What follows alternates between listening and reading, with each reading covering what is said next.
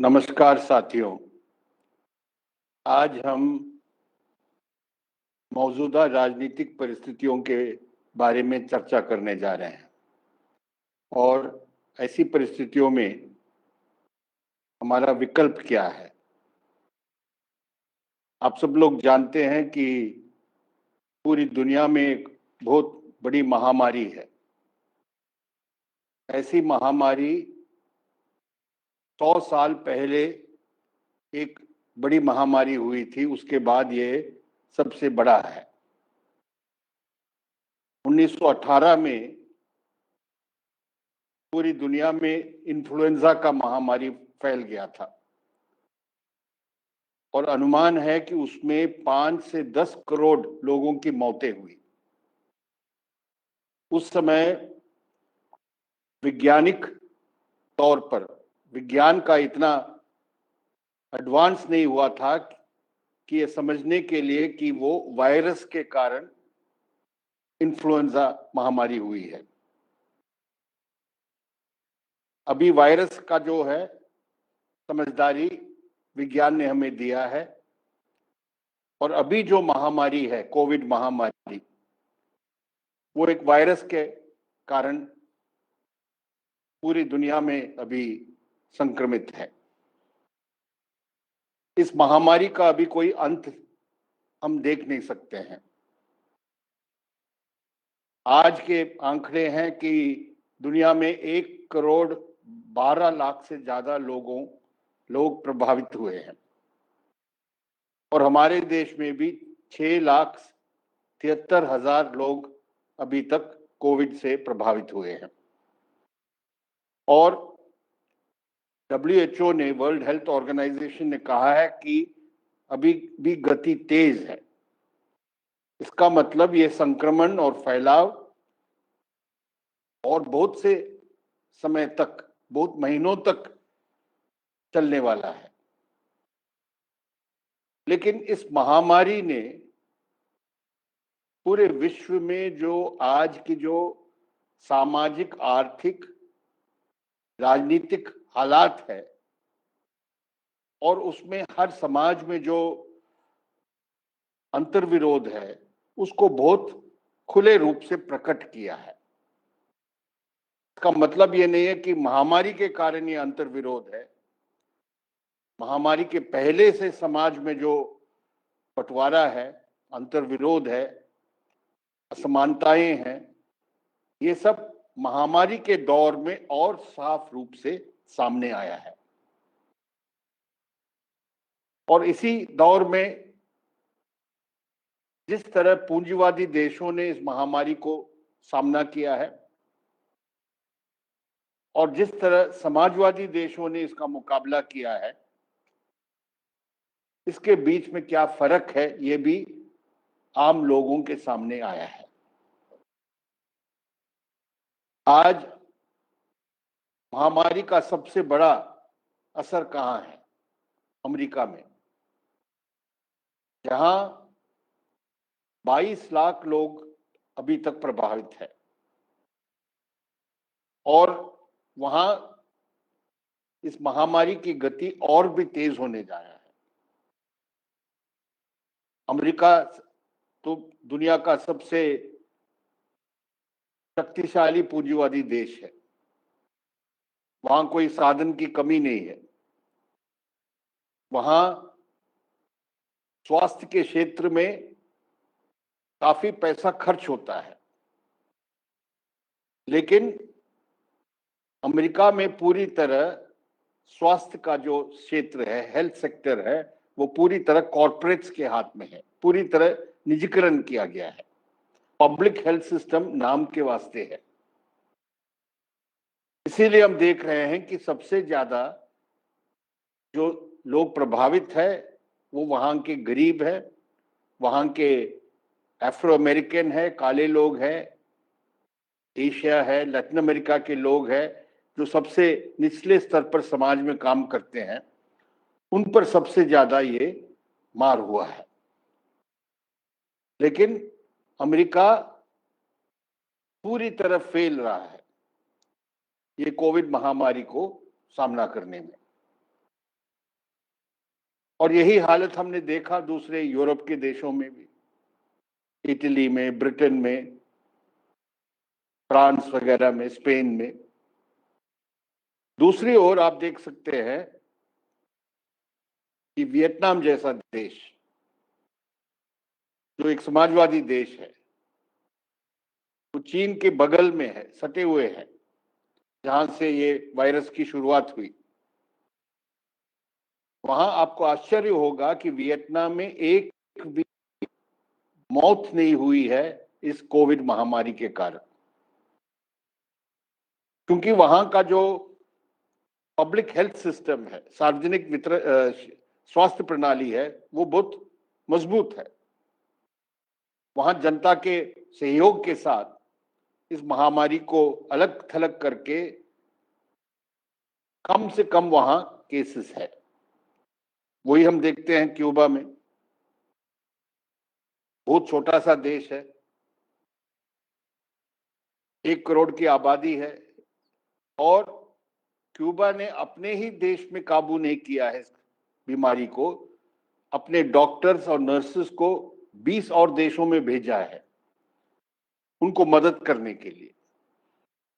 और चीन में जहां ये शुरू हुई और शुरुआत में उनको 2-3 हफ्ते लगे इसको पहचानने के लिए किस तरह की बीमारी है, वहां भी क्योंकि वहां की स्वास्थ्य प्रणाली मजबूत है, सार्वजनिक स्वास्थ्य प्रणाली, वहां भी बहुत तेजी से उन्होंने इस महामारी पर काबू पाया।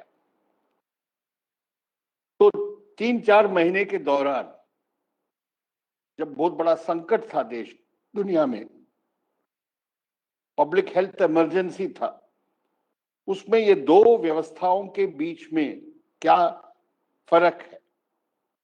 एक, समाजवादी देशों में जनता की सुरक्षा के लिए, जनता की स्वास्थ्य के देखभाल के लिए वहां जो स्वास्थ्य प्रणाली है, और दूसरी ओर अमेरिका और पूंजीवादी देशों में जहां स्वास्थ्य प्रणाली है लेकिन वो स्वास्थ्य प्रणाली मुनाफे के लिए है, जनता के लिए नहीं है। तो विश्वव्यापी इस संकट में सामाजिक आर्थिक व्यवस्थाओं का जो हाल है अलग अलग देशों में, उसको भी बहुत स्पष्ट रूप से सामने ले आया है। और हमारे लिए अपने देश में भी इस बात को समझना है और लोगों के बीच में ले जाना है, क्योंकि यहां जिस तरह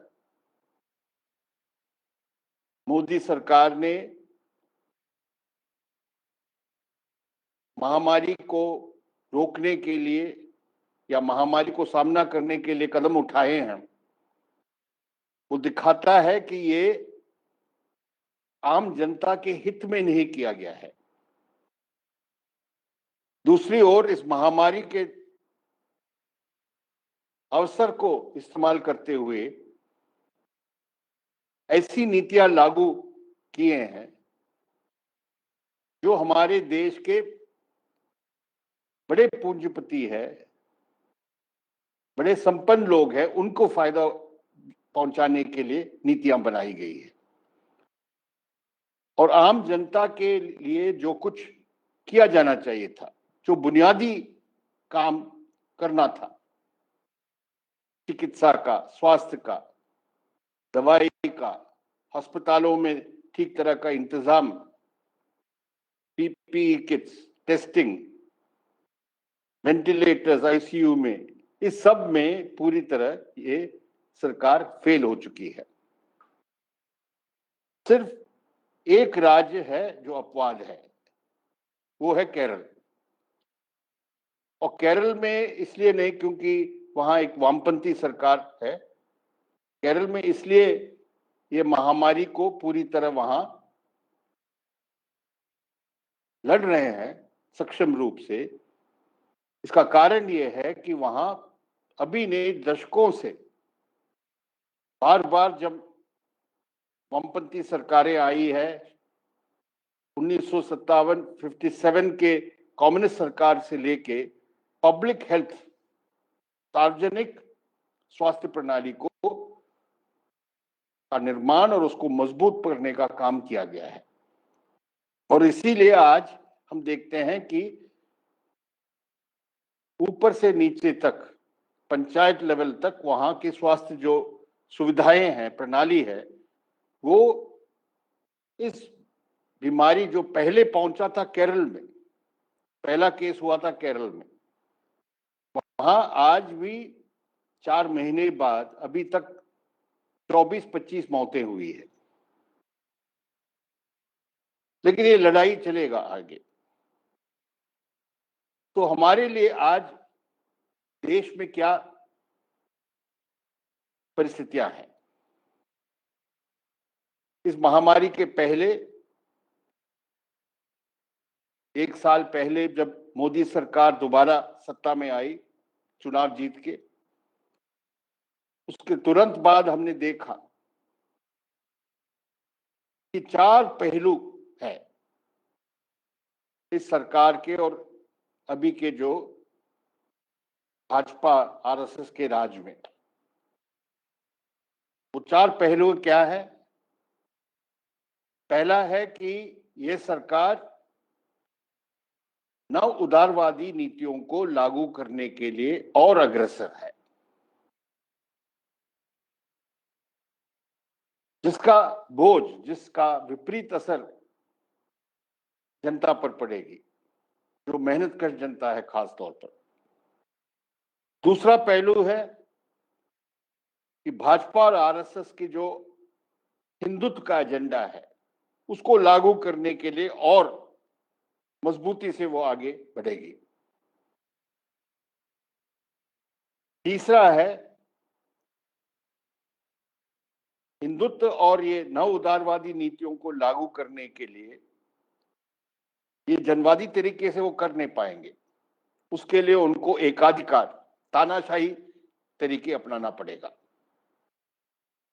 तो हमारे देश के संविधान है, संविधान के तहत जो संस्थाएं हैं, हमारे जो जनवादी अधिकारें हैं, नागरिक अधिकारें हैं, इस सबको दबाने के लिए कदम उठाया जाएगा और पूरी तरह एक अथॉरिटेरियन, एकाधिकारी निजाम कायम करने के लिए यह सरकार बढ़ेगी। और चौथा पहलू है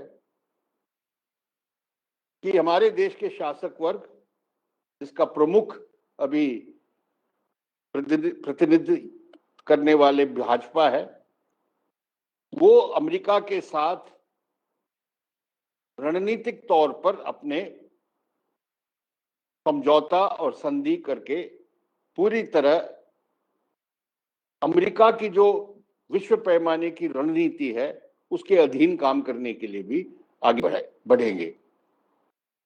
ये 4 पहलुओं का रफ्तार से, तेजी से लागू करने का प्रयास हमने देखा पिछले 1 साल में। पिछले 1 साल में महामारी के पहले से ही हमने देखा किस तरह एक के बाद एक ऐसे कदम उठाए गए। धारा 370 को खत्म करना, जम्मू और कश्मीर के राज्य के दर्जे को खत्म करना, सीए, सिटीजनशिप अमेंडमेंट एक्ट, जिससे नागरिकता का परिभाषा को ही बदलने की कोशिश की गई है और धर्म आधारित बनाने की प्रयास है, उसके आधार पर एनआरसी को तैयार करना, ये सब हिंदुत्व का एजेंडा था। इसका निशाना है मुस्लिम अल्पसंख्यक। और इसके साथ साथ आर्थिक स्तर पर हमने देखा, पिछले बजट में वही ऐलान किया था, एक तो कॉर्पोरेट के टैक्स में कटौती, दूसरी ओर निजीकरण का एजेंडा पूरी तरह उन्होंने पेश किया। पब्लिक सेक्टर के हर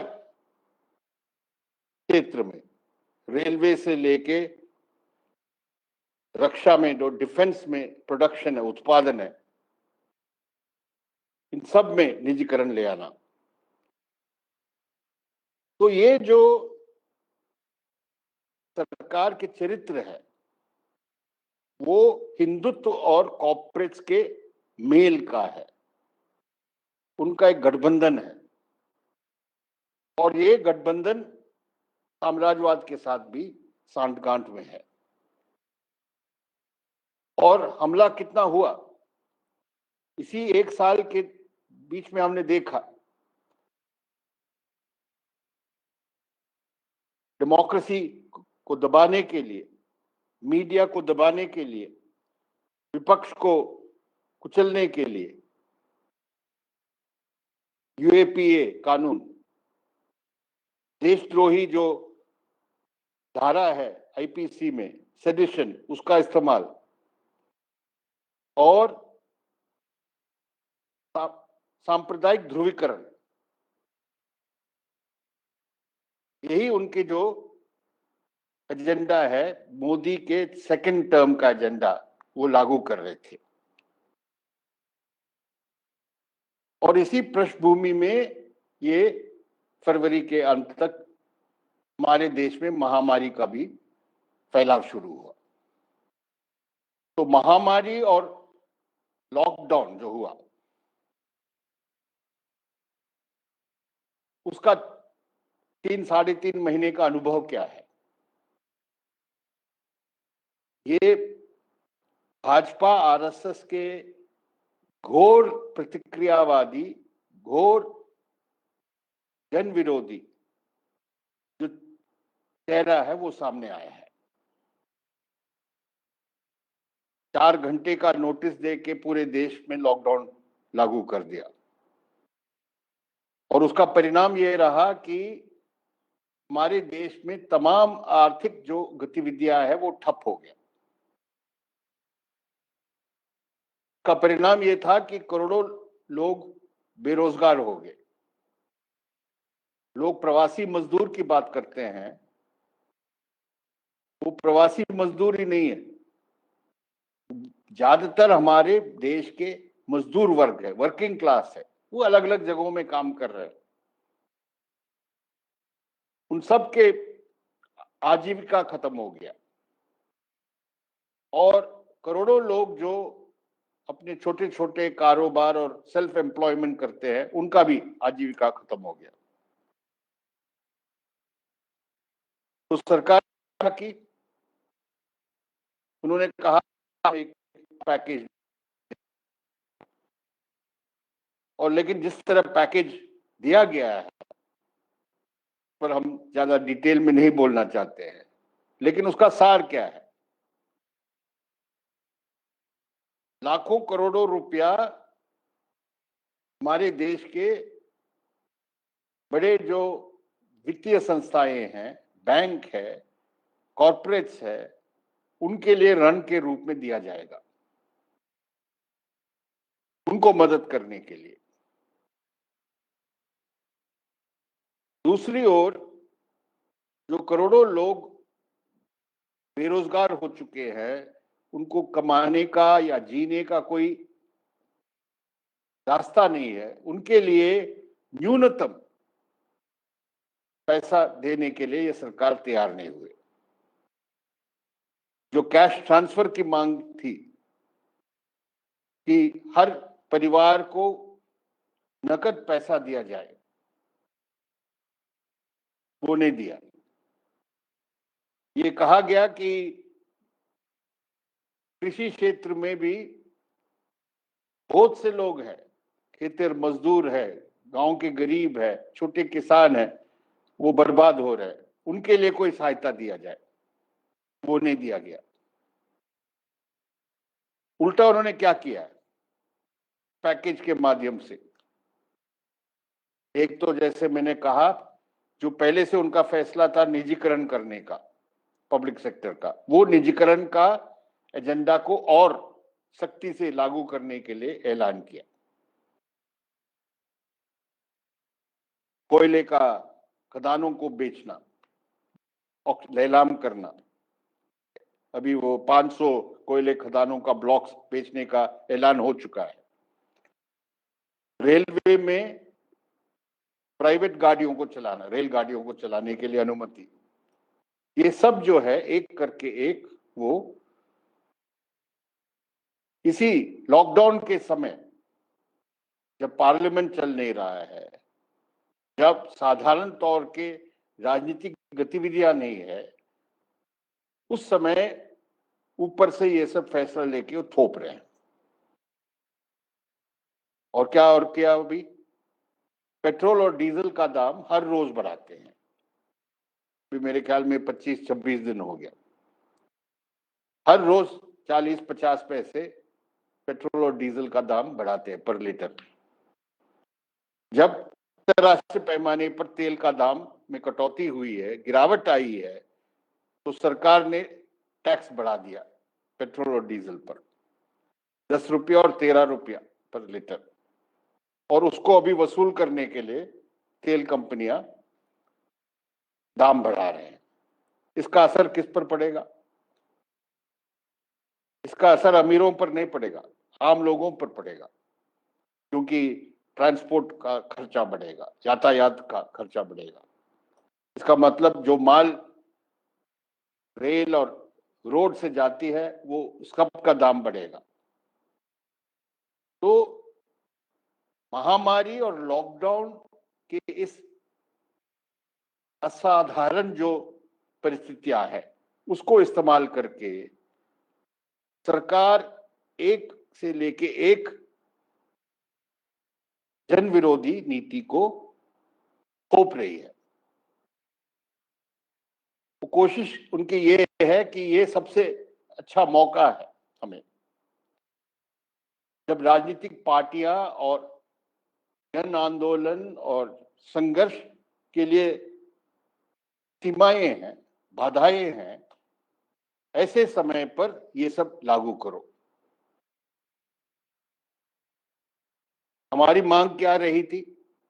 2 महीने से हम ये उठा रहे हैं कि फौरी तौर पर हर परिवार को 7,500 रुपया प्रति माह आप दीजिए 3 महीने के लिए।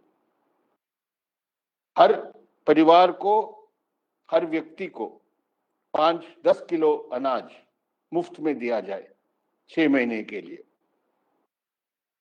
और जो लोग बेरोजगार हुए हैं उनके लिए फौरी तौर पर कोई काम का प्रावधान हो, जैसे मनरेगा का स्कीम है उसको बढ़ाओ, और शहरों में जो बेरोजगार है उनके लिए भी शहरी रोजगार योजना कुछ चालू करो। इस तरह हमने फौरी मांगे रखी थी, लेकिन ये सब उनको मानने के लिए तैयार नहीं है। दूसरी ओर ये महामारी के समय पर भी उन्होंने अपने सांप्रदायिक एजेंडा को चलाया है। हिंदू मुस्लिम प्रचार हुआ है कि मुसलमान ये वायरस को फैला रहे हैं, ये कोविड जिहाद है। तबलीगी जमात के बाद ये सब फैल गया, खासतौर पर उत्तर भारत में। मुस्लिम जो वेंडर्स है, सड़कों पर सब्जी वगैरह बेचते हैं, उन पर हमला हुआ है। तो सांप्रदायिक एजेंडा भी तेज किया गया है। और दूसरी ओर हम देख रहे हैं कि महामारी के मुकाबले में जो कुछ स्वास्थ्य के लिए कदम उठाना चाहिए, चिकित्सा के लिए कदम उठाना चाहिए, उसमें पूरी तरह फेल हुए। और हमारे देश के अंदर जो पूंजीवादी व्यवस्था है, जो अमीर है उनके लिए तो कोई समस्या नहीं है।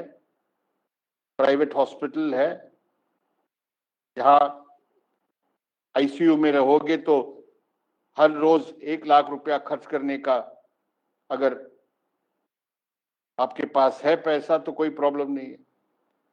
लेकिन आम लोगों के लिए अभी अस्पताल में आईसीयू बेड भी नहीं मिल पा रहा है। और हमारे देश के पब्लिक हेल्थ सिस्टम इतना कमजोर है, इतना बिगड़ा हुआ है कि लोग नहीं जाना चाहते। दिल्ली में हम देख रहे हैं कि बेड खाली है गवर्नमेंट हॉस्पिटल में, लेकिन सब लोग प्राइवेट हॉस्पिटल जा रहे हैं, जहां लाखों रुपए का खर्च भी होता है। तो इस महामारी ने हमारे देश के सामाजिक और आर्थिक अंतर्विरोधों को बहुत स्पष्ट रूप से सामने खड़ा किया है। और ये ऐसा दौर है जहां सबसे ज्यादा लोगों के लिए आज तकलीफ है, कठिनाइयां है, मुसीबत है। कितने लोग आज भूखे रह रहे हैं, कितने लोग अभी अपने बुनियादी स्वास्थ्य चिकित्सा के वंचित है, और कोई भविष्य के लिए उनके पास कोई सुरक्षा नहीं है कि क्या होगा। ऐसी परिस्थितियों में ही मोदी सरकार ने ये तय किया है कि हमें अपने राजनीतिक जो एजेंडा है उसको भी आगे बढ़ाना है। उसमें कोई कमी नहीं है, उसमें कोई उसकी कटौती नहीं है। बिहार का चुनाव आने वाला है, उसके लिए पूरी तैयारी कर रहे हैं। मध्य प्रदेश में वहां के कांग्रेस सरकार को पलटने के बाद दल बदलुओं को लेके अभी अपने मंत्रिमंडल बना दिया है, और अलग अलग जगहों में अपनी राजनीतिक जो प्रभुत्व कायम करने के लिए वो हर तरह के तिकड़म कर रहे हैं। तो अभी हमारे सामने महामारी के दौर में हमला जो हुआ है जनवाद पर, उसको बहुत कम रूप में जनता के सामने आ पाया है। जिस तरह पुलिस और सिक्योरिटी एजेंसीज को इस्तेमाल किया जा रहा है, सीबीआई है, नेशनल इन्वेस्टिगेशन एजेंसी है, एनआईए है, पुलिस है, कितने लोगों को अभी दिल्ली में हम देखते हैं सांप्रदायिक जो हिंसा हुआ उसको इस्तेमाल करते हुए जो सीए के खिलाफ विरोध में लोग उतरे थे, छात्र, अध्यापक, मुस्लिम, महिला वगैरह, उनके खिलाफ अभी केसेस फाइल हो रहे हैं दंगे कराने का, और कुछ के ऊपर यूपीए लगा दिया गया। यूएपीए लगाने का मतलब है फिर जमानत नहीं मिलता है, देशद्रोही का करार करके सेडिशन का केस लगाते हैं। ये सिर्फ दिल्ली में नहीं, जगह जगह पर, यूपी में हम देख रहे हैं, गुजरात में। तो जो हेल्थ का इमरजेंसी है, हेल्थ इमरजेंसी को जनरल इमरजेंसी के रूप में इस्तेमाल किया है। तो ऐसी परिस्थितियों में हमारी पार्टी ने डिस्कस किया है, हमारी पॉलिट ब्यूरो की मीटिंग हुई थी जून महीने में, और हमने तय किया है कि ये आर्थिक जो हमला है और सामाजिक और राजनीतिक जो आज इमरजेंसी की तरह माहौल पैदा किया गया है, उसके खिलाफ हमें काम करना है, लोगों को जुटाना है और तैयारी करना है संघर्ष और आंदोलन को आगे ले जाने के लिए।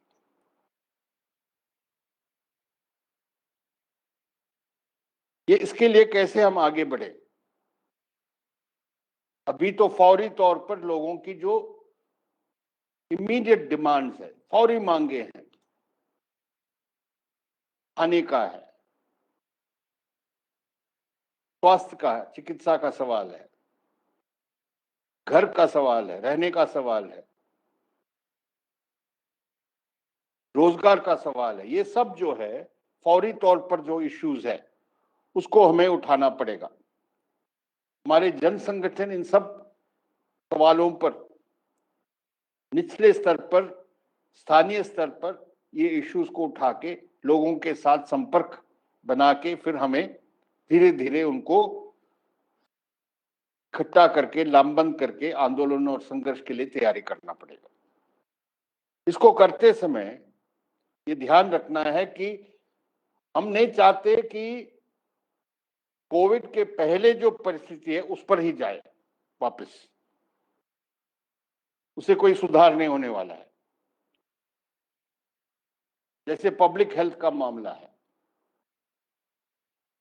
स्वास्थ्य प्रणाली का, क्या हम इस महामारी के बाद बैक टू स्टेटस को हो सकता है, जहां चिकित्सा के लिए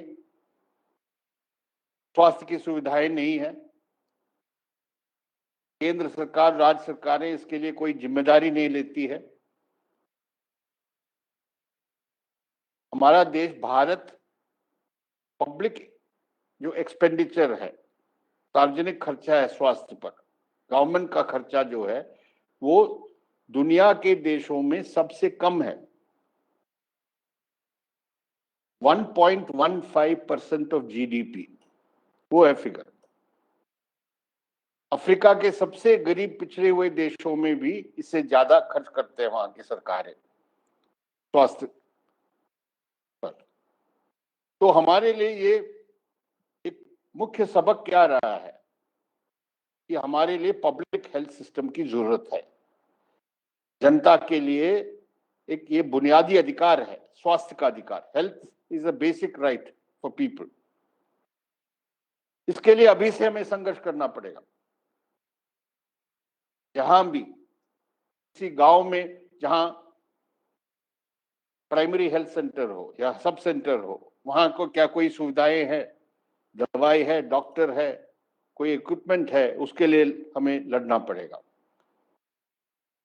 तहसील लेवल पर, ब्लॉक लेवल पर या डिस्ट्रिक्ट लेवल, जिला स्तर पर जो सरकारी अस्पतालें हैं की अवस्था क्या है, उसको बेहतर करने के लिए, सुधारने के लिए ठोस रूप से हमें मांग करना पड़ेगा।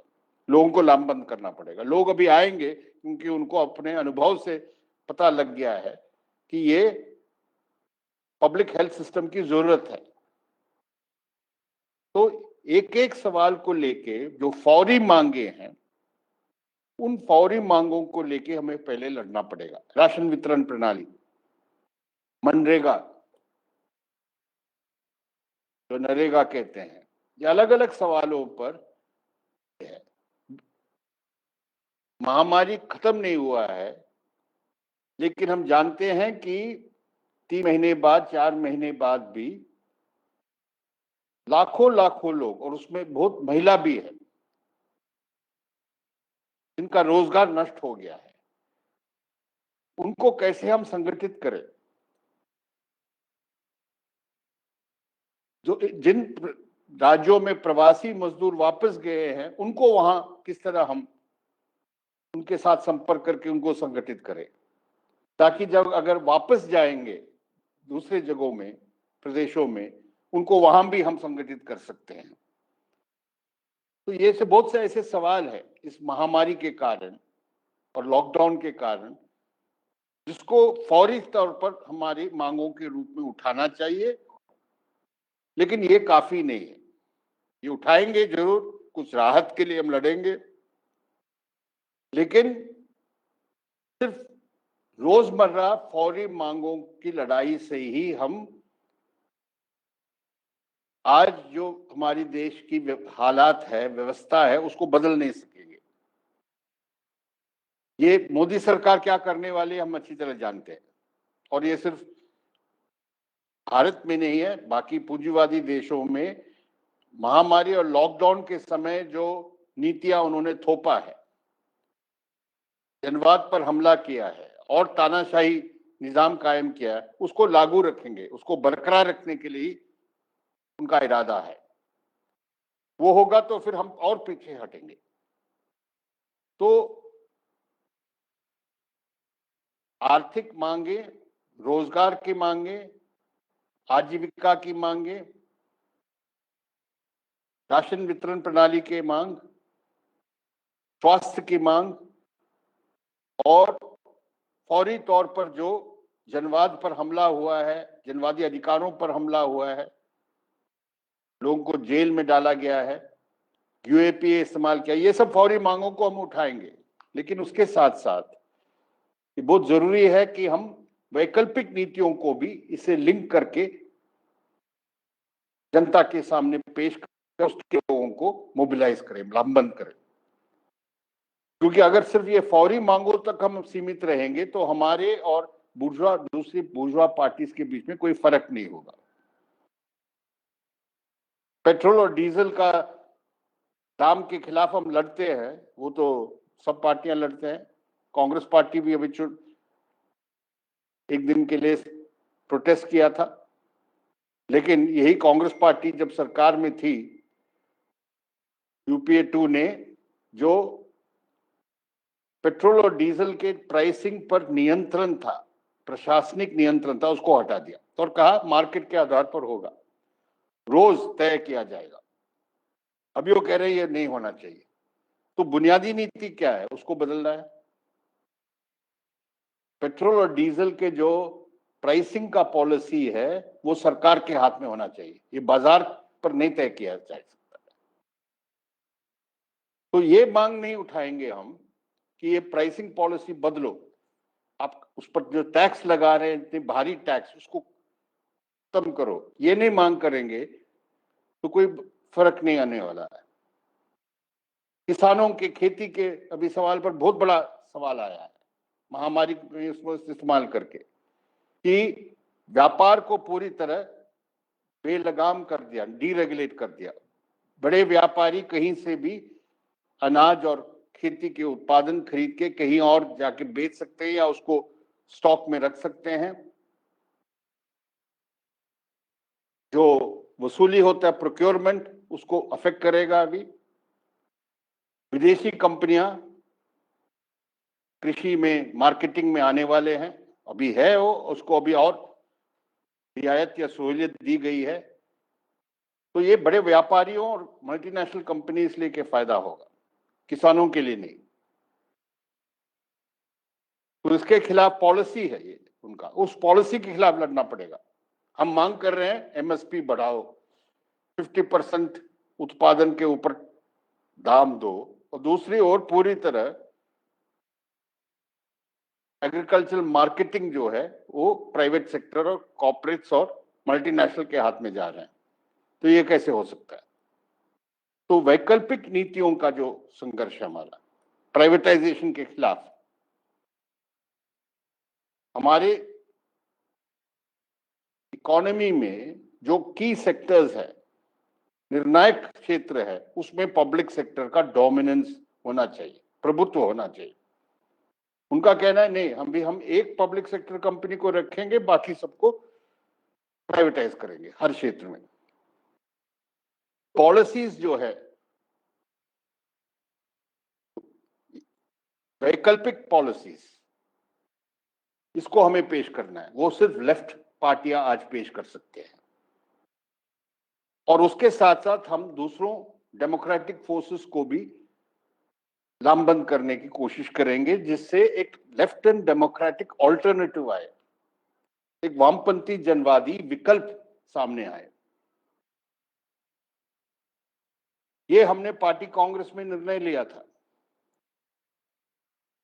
हमारी राजनीतिक कार्यनीतिक लाइन में विकल्प क्या है?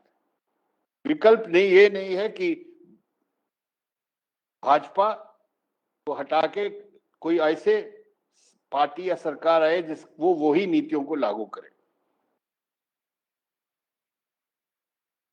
ये बात सही है कि आज की परिस्थितियों में, क्योंकि भाजपा के पीछे आरएसएस है, उनका हिंदुत्व का एजेंडा है, उनको हराना हमारा मुख्य काम है, नारा है। लेकिन ये चुनाव के माध्यम से ही होने वाला नहीं है। हमने देखा है चुनावी लड़ाई में भाजपा बहुत आसानी से दूसरी बुर्जुआ पार्टियों को धकेल देते हैं पीछे। तो जब वैकल्प की प्लेटफॉर्म या मंच या वैकल्पिक गठबंधन की हम बात कर रहे हैं, वो ऐसे होना चाहिए जिससे मजदूर वर्ग, किसान, खेतिहर मजदूर, दलित, आदिवासी, महिला, दूसरे मेहनतकश तबके, सबके हित में जो पॉलिसीज है उसको पेश करके उसके लिए लड़ना, उसके लिए संयुक्त लड़ाई, संयुक्त प्लेटफॉर्म, वो हमें आगे बढ़ाना पड़ेगा। तो ये काम महामारी के समय में करना आसानी नहीं है, आसान नहीं है, तो तैयारी करना है। लेकिन और लड़ाई शुरू होगी। अभी उन्होंने कोयले का ये जो प्राइवेटाइजेशन किया है, निजीकरण, उसके खिलाफ आपने देखा 3 दिन का हड़ताल हुआ है कोयले मजदूरों का। 5 लाख कोयले मजदूर, सब कोयले फेडरेशन जो है, यूनियन है वर्कर्स का, वो मिलके 3 दिन की हड़ताल की है, 2, 3, 4 जुलाई को। बहुत सफल हड़ताल रही है। तो इसी तरह हर क्षेत्र में, हर सेक्टर में, हर तबके में हमें तैयारी करने की जरूरत है, संगठन को मजबूत करने की जरूरत है और लड़ाई के लिए तैयारी करना पड़ेगा। और लड़ाई की तैयारी का मतलब इसलिए कि महामारी का भी आज खतरा को हम कम नहीं कर सकते हैं। अगर महाराष्ट्र में जाए तो क्या फौरन हम पुराने तरीके के काम शुरू कर सकते हैं? मुश्किल है, क्योंकि बहुत वहां प्रभाव है अभी भी महामारी का। तो अलग अलग जगहों के हालात को देखते हुए हमें अभी जोर देना है स्थानीय सवालों को, मुद्दों को उठाना, जहां जनता से संपर्क दोबारा हम स्थापित करके धीरे धीरे उनको अपनी ही मांगों को लेके, इश्यूज को लेके हम उनको इकट्ठा कर सकते हैं। ये काम शुरू करने के लिए हमने तय किया था। इसीलिए 16 जून को जब 4 मांगों को लेके हमने कहा देशव्यापी एक दिन हम प्रोटेस्ट करेंगे, हमने कहा ब्रांच स्तर पर कीजिए। जितने ब्रांचों को हम सक्रिय करके इसमें लगाएंगे, उसका मतलब पार्टी मेंबर्स को भी हम सक्रिय कर रहे हैं और वही जनता के बीच में काम करेंगे। तो ये प्रक्रिया भी हमने शुरू किया है और जैसे जैसे हालात बदलती है, सुधार होता है स्वास्थ्य के क्षेत्र में, तो और तेजी से हम उसको आगे ले जा सकते हैं, संघर्षों और आंदोलन को। तो ये ट्रेड यूनियन हो, किसान सभा हो, खेतिहर मजदूर संगठन हो, नौजवानों का संगठन हो, महिलाओं का संगठन हो, छात्रों का संगठन हो, सब में अभी अपने अपने जगह लोगों के बीच में काम बढ़ाने का प्रक्रिया शुरू किया है हमने, उसको और आगे बढ़ाना पड़ेगा। और ये बात स्पष्ट होना चाहिए कि मोदी सरकार, आरएसएस और बीजेपी के हाथ में बहुत से ऐसे साधन है और राजनीतिक और वैचारिक हथियार है, जिसको इस्तेमाल करेंगे, अंधराष्ट्रवाद को फैलाएंगे। अभी वो कह नहीं पा रहे हैं कोविड महामारी को हम पूरी तरह सफलता से जीत पाए, इस लड़ाई को कहते हैं, लेकिन दूसरे देशों के मुकाबले में हम बहुत ठीक कर रहे हैं। ये बात नहीं बता रहे हैं कि हमारे देश में, क्योंकि हम टेस्टिंग नहीं कर पा रहे जितना होना चाहिए, इसलिए सिर्फ अभी 6,73,000 है। इसका 5 या 10 गुना लोग संक्रमित हुए हैं।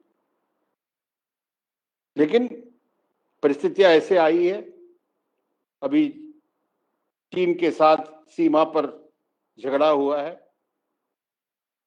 15 जून को। उस लड़ाई का परिणाम ये होगा कि भारतीय जनता पार्टी दोबारा राष्ट्रवाद को लेके लोगों के ध्यान को मोड़ने की कोशिश करेंगे। जैसे पुलवामा का सवाल आया तो उसको इस्तेमाल किया, उसमें उनको लोकसभा चुनाव में फायदा हुआ है। तो ये भी ध्यान रखना है कि हमें बहुत धीरज से, धैर्य से जनता के बीच में काम करना पड़ेगा। हमारे दुश्मन जो है वो अभी भी शक्तिशाली है, वो संगठित है, उनका पॉलिटिकल इन्फ्लुएंस अभी भी है। इसको नजर में रखते हुए हमें अपने टैक्टिक्स को बनाना पड़ेगा। तो लेफ्ट पार्टीज का unity, left and democratic forces का जॉइंट प्लेटफॉर्म, और दूसरे जो पूंजीवादी सेक्युलर पार्टियां हैं, ऑपोजिशन पार्टी, वो हर प्रांत के हिसाब से, राज्य के हिसाब से, जिनके साथ हमारा कुछ जॉइंट एक्शन और काम हो सकता है, उसको भी हमें टेकअप करके बढ़ाना पड़ेगा। और आने वाले दिनों में, क्योंकि जिस तरह आर्थिक, सामाजिक और राजनीतिक देश में संकट है, हमारे लिए रास्ता खुलेगा हमारे वैकल्पिक नीतियों को लेके जनता के बीच में जाना। और विश्व पैमाने पर यह साबित हुआ है कि पूंजीवाद का दिवालियापन क्या है, वो बहुत सामने आया है। और दूसरी ओर समाजवाद की जो शक्ति है वो भी सामने आया है। ये हमारे लिए वैचारिक स्तर पर भी एक हमारा हथियार होगा। इसको सबको लेके हमें काम करना पड़ेगा और हमारे आगे इस काम में हमारी सफलता भी होगी। ये दृष्टिकोण रख के हमें अपने पार्टी का जो राजनीतिक और संगठनात्मक काम को आगे ले जाना पड़ेगा। यही मुझे आज कहना है और आप सभी साथियों को मैं दोबारा अभिनंदन करता हूं, क्रांतिकारी अभिनंदन करता हूं।